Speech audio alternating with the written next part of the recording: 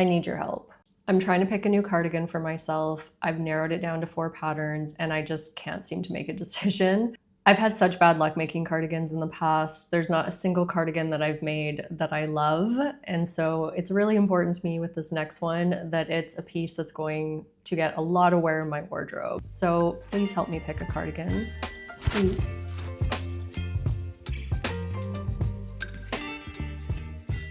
Welcome everyone to Goodknits. I'm Sherry, a Canadian knitter living in Amsterdam, with my kitty Ollie, who always looks very grumpy. So today I thought it could be fun to kind of take you through the process of how I think about choosing a pattern, what are the kind of things that I'm looking for. I really want this cardigan to show up in future wear test videos as a 5 out of 5. I'd love to hear your thoughts on if you've made these patterns before, what has your experience been? Did you like the yarn that you used? If there's anything that you'd change or do differently.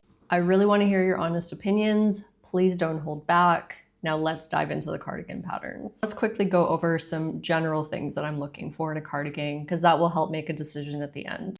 I really want to make this in a yarn that I've never used before, ideally in a richer dark color palette. I'm thinking a darker brown color, but depending on the colors available, I might change my mind. I am aiming for about 25 to 30 centimeters of positive ease. I think that tends to look best on me. Ideally, I don't want it to be heavier than DK weight, only because the Amsterdam climate doesn't really support anything heavier, and therefore I don't get a lot of wear out of it. I've made a lot of straight stockinette projects in 2025, so I would like this cardigan to have some interesting construction details. It can still be stockinette, as many of them are, but I would like it to feel like there's a little bit of a challenge so that I'm learning something new. It's really important to me to be able to wear it with the majority of my wardrobe, which I think a lot of that will come down to color. And ideally, I'd like the budget to sit around 100 euros, but still be really good quality yarn. I might be asking for a lot there. I'm not sure how realistic that is, but let's see when we start adding up the prices for this. The first cardigan on the list is the Paul cardigan by Moreca Knit. This is a cardigan that has been on my list for a very long time. I think the first time I saw it was watching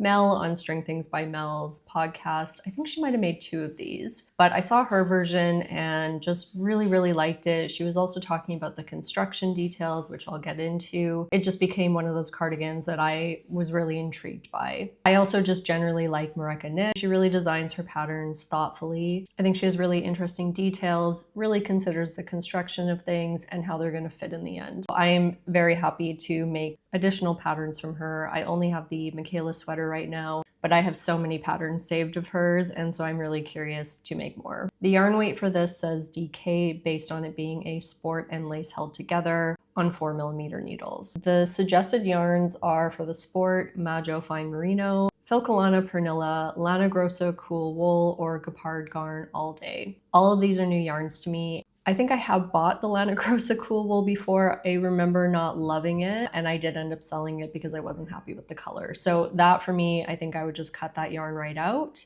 And then the mohair, she has Lana Grossa Silk Hair, Filcolana Tilia, Gepard Garn Kidsetta, or Maggio Pearl Mohair. I've only not worked with the Lana Grossa and the Maggio Pearl Mohair, but for me, a mohair is not a mohair. There are softer ones, but I'm less fussed about that. I think if I were to make this cardigan, I would consider holding it with an alpaca instead of a mohair. I have been looking at the Holstgarn Titicaca, which a few people have recommended in the past. It's also very affordable at $6.95 each. And I think it's just, I'm getting a little bit tired of working with mohair. I do like the way that it feels in the end. I mean, this cardigan, which is my Piro cardigan, by the way, is also held with mohair, but I don't know.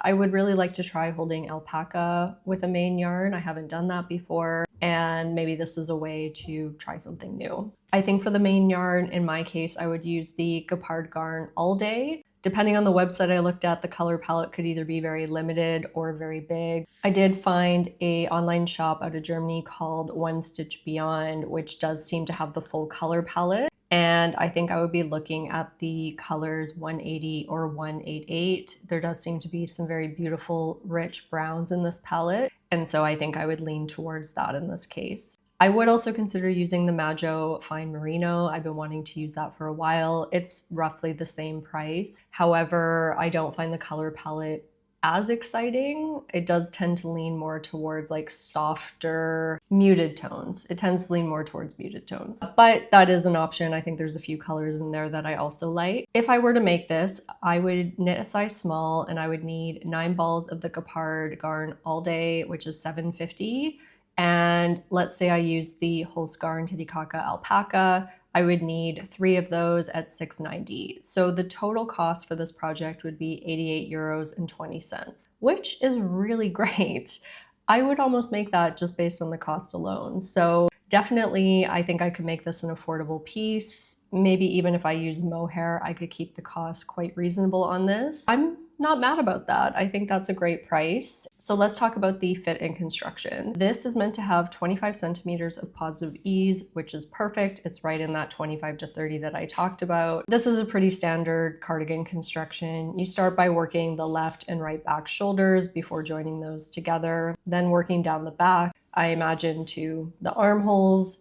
Then you pick up the left and right fronts, work forward, and then join under the armholes. So I've made this kind of cardigan before. The neckband is where things get really interesting on this. So there is that unique 2x2 rib at the top. And it sounds like from the pattern description on Ravelry that you actually knit that on its own and then sew it down. And then you do a double knit button band on either side. That I think is the most interesting part of this and something I'd be very curious to make. The only thing with this cardigan is in the photos, I get the sense that it looks heavy. And I don't know if you feel this way. Yeah, I think it's partly coming from maybe the high ribbing on the hem and the cuffs. I find like it sits quite up on the body, and just maybe it's the 4mm needles with the yarn. It's quite a tight gauge. What was the gauge on this? Yeah, so it is quite a tight gauge at 22 by 32. So maybe that's also contributing to this heavy factor that I'm seeing. The thing is, I went for a knitting day last weekend and the woman I met had also made this before. And without me saying I thought it looked heavy, she actually said herself that the project was heavy. The yarn felt heavy. I'm not crazy here. There is something about this pattern that just makes it, even though it's DK, it does come across as a heavier weight garment. And I see that in the project photos here too.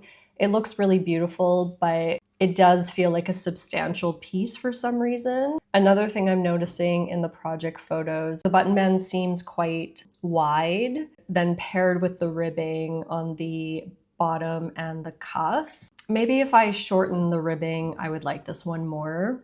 There's so many details about this that I do enjoy. Like, I think it's just that classic cardigan, similar to the champagne cardigan from PetiteKnit, but with a few extra details and a more interesting construction method. There are some things holding me back on this, and so I'd love to know if you've made this. How did you end up feeling about it? And are you happy with your yarn combination? Like, what would you recommend?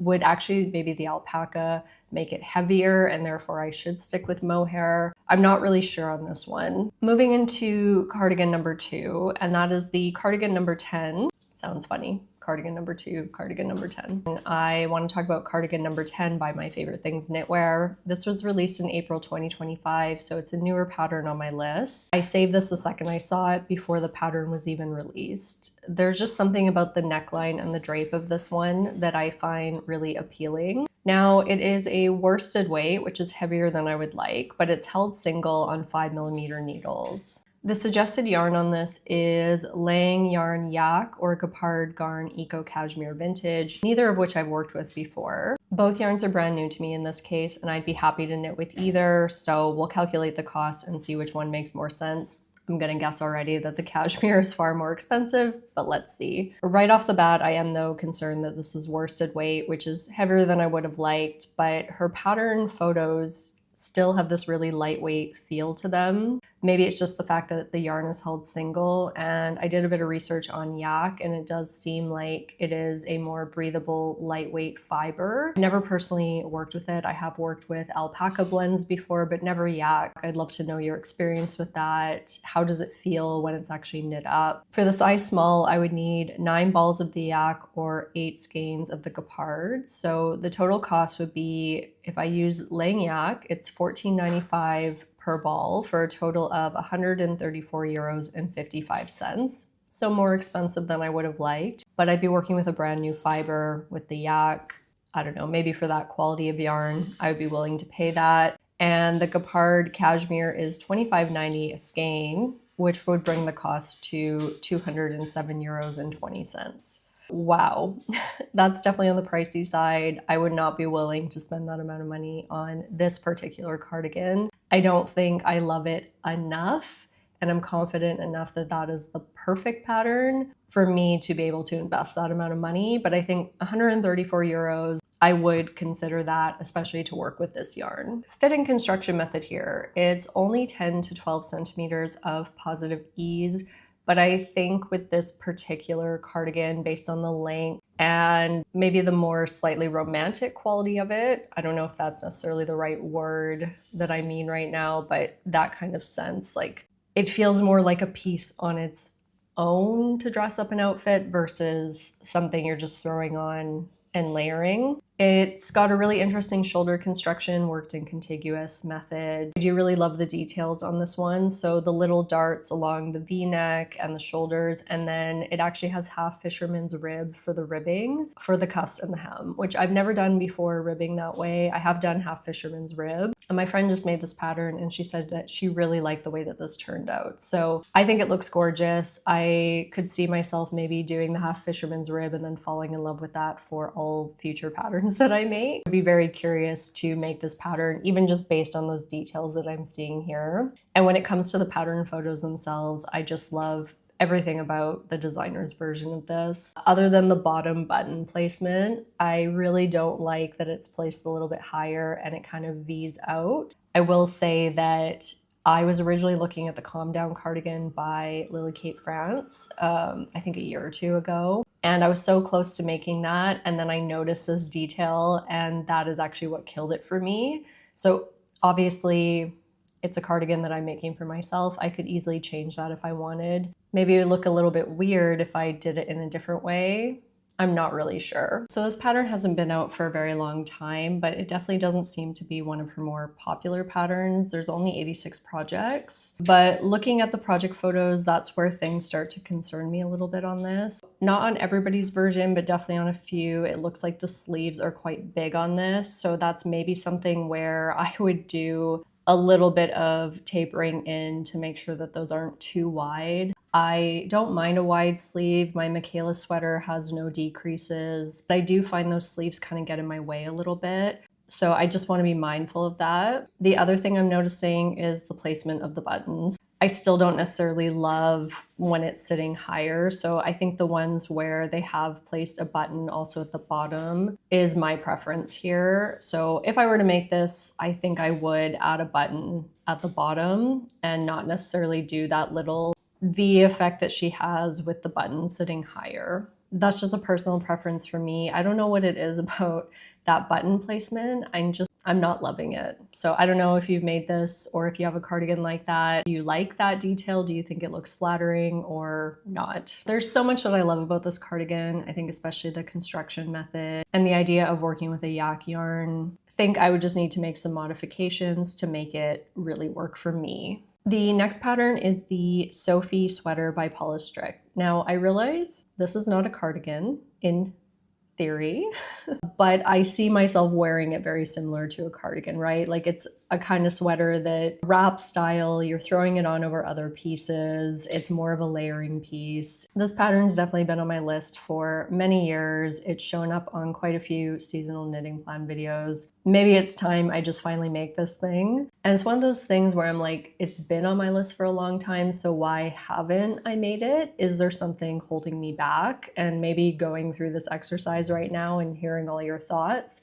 will push me in one direction or the other. This sweater is knitted up at a DK weight based on DK and lace weight held together, and it's on 4.5mm needles. The suggested yarns in this case are just two, so Lamana Como held with Lamana Premium Mohair. In this case, I have just recently used the Como also on a Paulastrickt pattern, which was the Sabai sweater. I love that yarn. So definitely I would work with it again. And having worked with it, I know it is a really special DK because it's very lightweight. It really is more like a fingering weight yarn. It's like air on your skin. I'd be a little bit hesitant to sub this one out with something else unless one of you has a suggestion for a really good sub for the Lamana Como specifically. In this case, I think I would just use the Lamana Como and maybe the Lamana Premium Mohair, but let's see what the price is going to be. For a size small, I would need 8 balls of Como and 4 balls of Premia. So the cost of the Como is $7.95 each and the Premia is $15.95, which definitely a more expensive mohair. So total cost would be $127.40. So okay, still cheaper than the Cardigan No10, but definitely more than the budget I wanted to spend. That mohair is very pricey. $15.95 is, you know, 4 or 5 euros more expensive than my current favorite mohair, which is the Assayer. Is it worth it? Like, is there something truly different about that Lamana Premium mohair compared to the Assayer mohair? I think in this case, I would probably end up subbing that mohair out for the Filcola Natilia or the Assayer and save at least 5 euros, and that would take 20 euros off the price. That would bring me much closer to the 100 euro budget that I want to spend. The fit and construction method on this, so it's only 5 to 10 centimeters of positive ease, but I think in this case, if you go too much more than 10 centimeters, it's going to look probably like you made a mistake. I think in this case, I would knit the size medium only because I think I'd want to be a little bit closer to 15 centimeters of positive ease. I just really wouldn't want a wrap sweater that feels a little bit too tight. And if I do need to knit a size medium, I would need to buy 1 additional ball of the Lamana Como. So that's also maybe a good reason to bring down the cost of the mohair to just balance that out. I do really love the cropped fit on this one. Her brown version is pretty much exactly what I would want for myself. I really like that color. I think I would basically just copy hers. And the construction sounds really interesting on this. So I've never made a wrap sweater before. She says you knit the back neckband, then pick up stitches from that to knit the back while doing decreases for shaping, and then you knit the right and left fronts and work down until the bottom where you connect the pieces and add the waistband. So kind of similar construction to the Paul cardigan. I have heard some tips from friends that have made this that you have to be careful to not knit the bottom band too tight because then that just throws everything off. So definitely something I would be a little bit cautious about if I were making this. There are 202 projects on this one, and I really wish that there were more photos of people wearing it, because that's really what I'm trying to figure out here. I think the designer, Suzanne Muller, looks beautiful. I really, really like the fit on her. But one thing that I'm noticing in the project photos is for the ones that are wearing it, it seems like the crossover for the wrap looks very high up. So I think I would want mine to sit a little bit lower, or at least like billow open a little bit. And that's maybe another reason why I would want to knit a medium, so that it doesn't feel so tight and therefore look like it's sitting really high up on me. I would want it to kind of drape a little bit and then have the appearance like it's sitting a little bit lower, if that makes sense. Looking at the project photos here, definitely the ease seems to play a big part in the final fit. I'm sure many people do want a wrap sweater or cardigan that is a little bit on the lower positive ease side. That's really hard to say. But I think for me, I would want it to feel a little bit bigger. So maybe a reason that it feels like that the crossover part is higher is because there's not as much positive ease. Is there a way in the construction method here to make sure that it doesn't cross over too early? Like if where you connect the bottom, you could, move it more towards the center and then do the hem. Is that possible? I do have this pattern. I maybe should have read it through to see. But if you've made this before, like, is there easy ways to adjust how that ultimately looks in the end? Because I have no idea. But definitely when I look at project photos of this, I'm more drawn to the ones with more positive ease rather than less. So that solidifies for me that I would want to knit a size medium in this case. Then the final cardigan on the list here is the Agnete Cardigan by PetiteKnit. Now, this is also a cardigan like the SOFIE Sweater that has been in many knitting plan videos. I have been dreaming about this cardigan for so long, but it's just one of those patterns where it looks very daunting. And also I really try to make a conscious decision to not knit from PetiteKnit, and also my favorite things knitwear to a degree. simply because I am trying to knit from new to me designers. So if I do go for one of those, it's usually because the version that they've made is just so perfect that I can't find it anywhere else, and I know the quality of pattern that I'm going to get with them. This is a case where I have not seen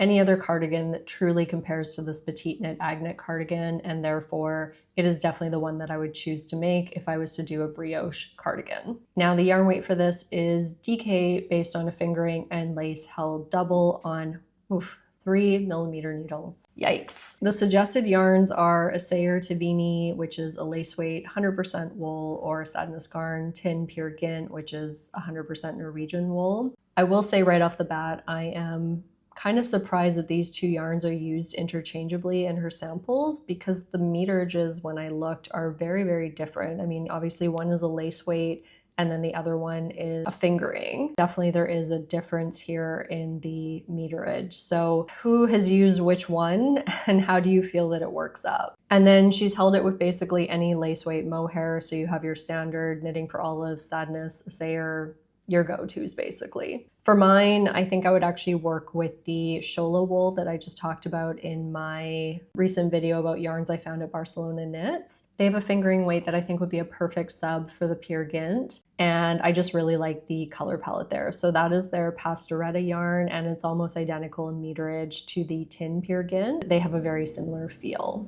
For the size small, I would need 7 balls of the Shola wool and 7 balls of mohair, and I think in this case I would use Knitting for Olive or Gepard, which are both $9.95. So the total cost for this project would be €125.60. This is also a project where I would maybe consider using alpaca instead of the mohair, but I do feel like this is a pattern that does maybe benefit from that halo effect of the mohair. So I don't know if I would necessarily change that out in this case. I think if it's just stockinette, for me that makes sense, but for this brioche, the final result of the pattern itself, I think I would want to use mohair in this case. I don't think there's necessarily a way for me to bring down the cost of this project. Potentially working with a different yarn would, but this is one where if I'm going to put the effort into a whole brioche knit cardigan, I really want to use a special yarn, and I really like this Shola wool, so I think I would just stick with it in this case. I'm also not sure exactly what color I would use because this is brioche. Originally I wanted a dark brown cardigan, and I know Pastoretta has a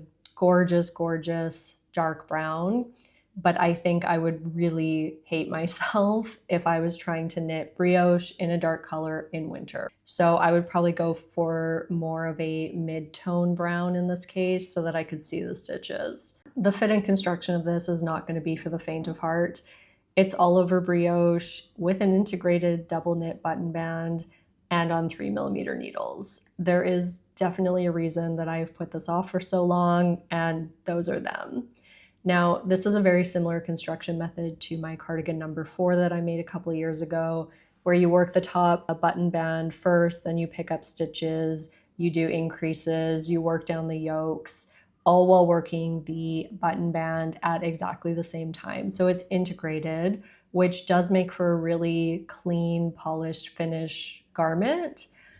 But I really didn't like the process of knitting the button band at the same time in my cardigan number 4. However, I'm a different knitter now, I have more experience, and I think I would have an easier time of it now, having done a few more complicated projects since I made that cardigan. That cardigan was also half fisherman's rib. This one is brioche, so this one is going to be even more challenging. All of that being said, as daunting as this project is, there is not one thing that I don't love about this cardigan pattern. It looks like you bought it off the rack and paid hundreds of euros for it. So I think for me, it is definitely one of those projects where I know if I can actually get through it, I'm gonna be extremely happy. I just don't know if I have it in me to make it. Also love on this, it never looks like the button band is pulling. One thing that drives me a little bit crazy is even with a double knit button band, it does seem like a lot of the button bands pull. And I noticed even on my cardigan that I'm wearing right now, the button band pulls. And I am sure a lot of that has to do with the button placement and how you sew those down. But it's something that always makes it feel like a handmade garment. I personally want my cardigans to really look like I could have bought them in the store. And so for me, that's one of those telling elements where if I can find a pattern where that doesn't happen or it's very unlikely, I'm much more likely to gravitate towards that. So yeah, I think the button band being integrated here is well worth the effort. And honestly, after a year of knitting nothing but stockinette, I think I'm actually ready for the challenge of a brioche pattern. And my friend Melanie and I were talking that we both want to knit this, so maybe we'll do a knit along in the new year to really just encourage each other. But I know both of us are really nervous about this one. The project photos here, I think, speak for themselves. There's 1,480 projects. So this is definitely a popular pattern, and I know it's been out for a while, but that gives me a lot of hope. And every version I see in these project photos, I just really love. It's giving me more and more confidence that this is going to be a beautiful piece if I can just get through the slog of making it. So those are the 4 cardigans that I wanted to walk through today, and now I just really need your thoughts. What yarn should I use? Which pattern should I actually be making? What should I avoid? If you made these, is there anything that you modified? Things that I should just absolutely not do. I think each of these cardigans is really great in its own way. They're all very different. So now it's just a matter of what's going to fit into my wardrobe. You know, I did have many other cardigans on my list, but in the end I went with these ones because I have had these the longest, and there's something that keeps drawing me back to them. So I feel quite confident that these are the top of the cardigan list that I have. But if you also know of ones that are similar to this, that maybe address some of the issues that I have, drop those in the comments. I never mind having more patterns on my list that I can consider in the future or now. I am definitely leaning towards a few here, having gone through this exercise, but I still haven't fully made my mind up. So give me your thoughts, and then when I'm doing my winter knitting plans video, I'll share the one that I've gone with. So this was a really fun exercise to go through, and I really like sharing kind of the critical way that I look at patterns. Maybe it's more extensive than many people do, but I do tend to kind of go into every new project with this sort of eye to detail for things. Sometimes it works out, sometimes it doesn't. I think overall I'm starting to make more patterns that I really love in the end. And so I'm gonna keep going with this because it does result in a better knit for me. So that's everything I wanted to share today. Thanks so much for being here. I can't wait to hear all of your thoughts, and I'll see you in the next video.